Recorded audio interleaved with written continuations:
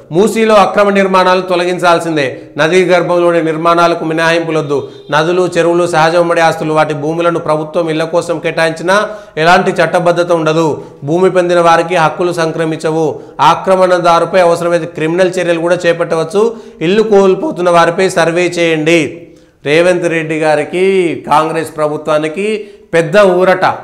ప్రతిపక్షాలు ఇవాళ మూసీ నదికి సంబంధించినటువంటి రివర్ బెడ్లు అక్కడ ఉన్నటువంటిది మరి ఇవాళ ఆక్రమణ కరెక్టే, కోర్టు చెప్పింది. మూసీలో కట్టిరు, మూసీలో కట్టినటువంటి వాళ్ళకు, రివర్ బెడ్లో ఉన్నటువంటి వాళ్ళకు, మూసీ మధ్యలో కట్టినటువంటి వాళ్ళకు జిహెచ్ఎంసీ కానీ లేకపోతే మిగిలినటువంటి ఈ విద్యుత్ శాఖ కానీ లేకపోతే ఇంకేదైనా సరే నల్లెందుకు పెట్టిరు, వాళ్ళకు నీళ్ళెందుకు ఇచ్చిర్రు?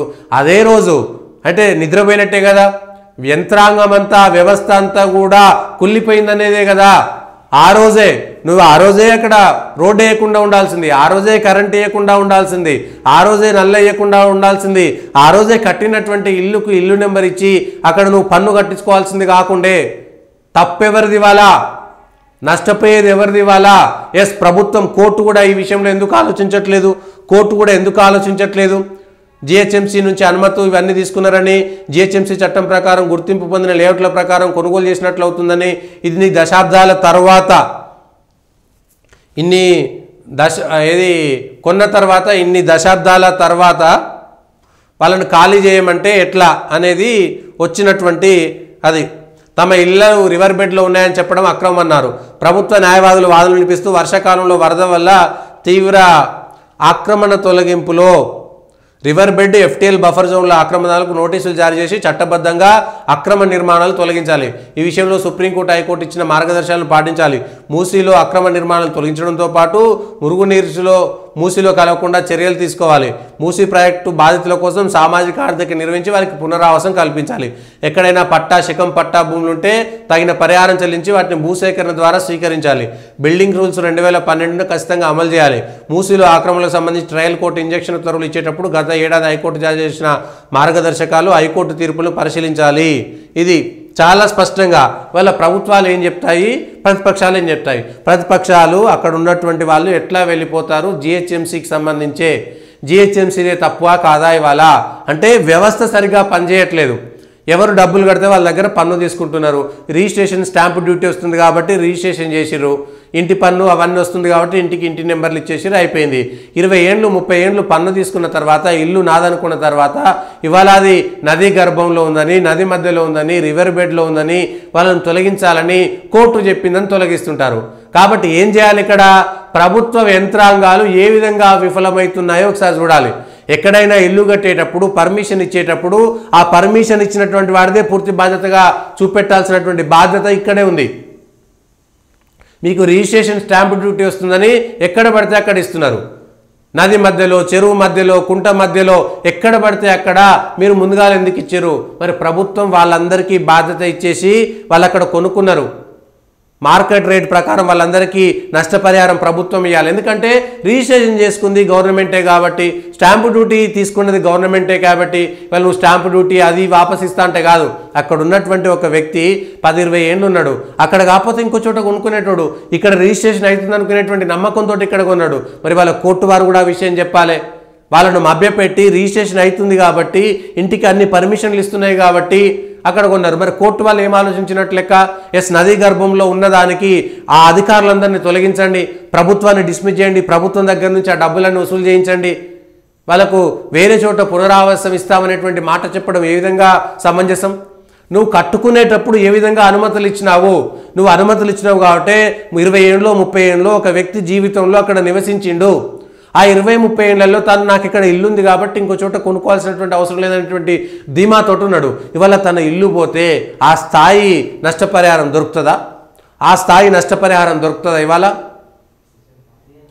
ఈ విషయం పైన కూడా క్లారిటీ ఇవ్వాల్సినటువంటి అవసరం ఉండే. ఆ విషయం పైన కోర్టే ఇవ్వాలి. ఎందుకంటే ఎవరిస్తారు? కోర్టు ఇవ్వాల్సినటువంటి పని.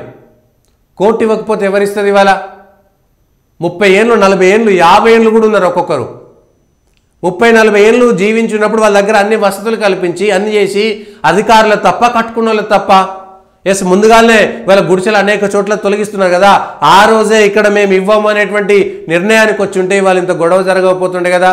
ఎక్కడైనా సరే బఫర్ జోన్లలో, కాల్వలలో, గ్రామాలలో కూడా వాళ్ళ చెరువులలో ఇచ్చిర్రు. కలెక్టర్లే చెరువుల మధ్యలో ఇండ్ల పట్టాలు ఇచ్చిర్రు, ప్రభుత్వాలు చేతులు దులుపుకున్నాయి. అనేక చోట్ల దేవాలయాల భూములలో, ప్రభుత్వ భూములలో ఈ జెండాలు కట్టి లేకపోతే ఆక్రమణ చేసినటువంటి చోట ఎందుకు వాటిలకు నోటీసులు ఇవ్వట్లేదు? రేపు పొద్దుగాల భవిష్యత్తులో మీకు ఇబ్బంది అవుతున్నటువంటి మాట ఎందుకు చెప్పట్లేదు? ఏ ఓట్ల కోసం ఏం చేస్తారు? వాళ్ళ దగ్గర పోయి వాళ్ళకి ఏదోటి స్వాంతన చేకూరే విధంగా ఓ నల్ల ఇప్పిస్తారు, నీళ్ళు ఇప్పిస్తారు, ఖతం అయిపోతుంది, అక్కడి నుంచి వెళ్ళిపోతారు. కానీ భవిష్యత్తును అర్థం చేసుకొని అన్ని పార్టీలు ఈ విషయంలో నదీ గర్భంలో మేమెవ్వరం కూడా సపోర్ట్ చేయమనేటువంటి మాట ఎందుకు చెప్పట్లేదు? కాలువలలో, నదులలో, చెరువులలో ఇండ్లు కడితే మేము ఏ పార్టీ అయినా ఒకే విధానం ఉండాలి. పేద ప్రజల కోసం మేము అండగా ఉంటామని చెప్పేసి దేవాలయాల భూములను కబ్జా చేయించడము, దేవునికి భూమిని ఎందుకు అనడము, ప్రభుత్వానికి భూములు ఎందుకు అనడము, చెరువులలో ఇండ్లు కట్టించి వాళ్ళ కోసం పోరాటం చేసినటువంటి మాట చెప్పి తప్పుదోవ పట్టించలేదా? ఇవాళ తప్పుదోవ పట్టించలేదా? ప్రభుత్వ భూములలో మీరు ఇవాళ ఇండ్లు కట్టించేసి ఆ తర్వాత ప్రభుత్వం ఇది మేము ఇయ్యలేదని చెప్పి ఈ కొట్లాటలని ప్రజలని నాశనం చేస్తున్నాయి కదా. సో ప్రభుత్వ యంత్రాంగం విఫలమైనట్టా కాదా? మరి వాళ్ళ ఆ నష్టపరిహారం మొత్తం ఇవ్వాలి, మార్కెట్ రేట్ ప్రకారం వాళ్ళకి ఇవ్వాల్సినటువంటి పరిస్థితి ఉన్నది. కానీ రేవంత్ రెడ్డి సర్కారుకు మాత్రం ఊరట. ఇవాళ ప్రతిపక్షాలు మూసీ నదిలో నిద్రలు చేసినటువంటి వాళ్ళు, మూసీ నదిలో పోయినటువంటి వాళ్ళు, మూసీకి సంబంధించినటువంటి దాంట్లో చాలా స్పష్టంగా ఇవాళ హైకోర్టు ఆర్డర్ ఇచ్చింది. అక్కడ ఉన్నటువంటి పేద ప్రజలకి ప్రత్యామ్నాయం కల్పించండి, పునరావాసం కల్పించండి, వాళ్ళని ఒప్పించి పూర్తిగా ఆక్రమణలు తొలగించండి, అవసరమైతే క్రిమినల్ చర్యలు కూడా తీసుకోండి అని ఇవాళ ఇచ్చింది. సో ప్రతిపక్షాలకు ఎదురు దెబ్బ, రేవంత్ రెడ్డికి పెద్ద ఊరట.